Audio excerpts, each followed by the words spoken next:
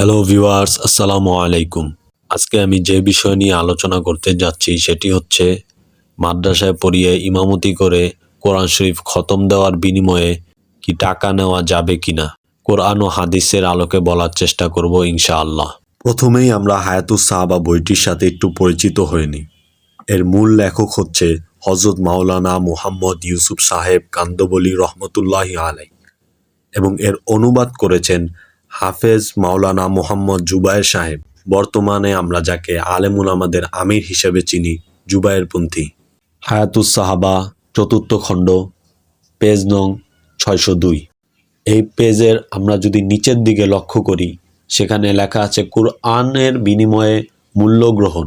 মুজাহিদ রহমতুল্লাহি আলাইহি হইতে বর্ণিত হইয়াছে যে হযরত ওমর ইবনে খাত্তাব রাদিয়াল্লাহু তাআলা আনহু বলিয়াছেন, হে এলম ও কুরআনের বাহকগণ, তোমরা এলম ও কোরআনের বিনিময়ে মূল্য গ্রহণ করিও না, অন্যথায় জেনাকারগণ তোমাদের পূর্বে জান্নাতে চলিয়া যাইবে। এরপরে আসি কোরআন শরীফে এ বিষয়ে কি বলছেন।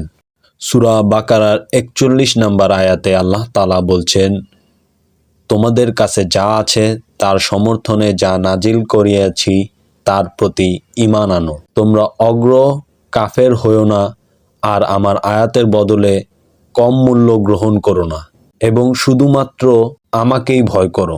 সূরা ইয়াসিনে আল্লাহ তাআলা আরও বলেন, সূরা ইয়াসিন আয়াত নং 21, অনুসরণ করো তাদের যারা তোমাদের নিকট কোনো প্রতিদান চায় না এবং যারা সৎপথ প্রাপ্ত।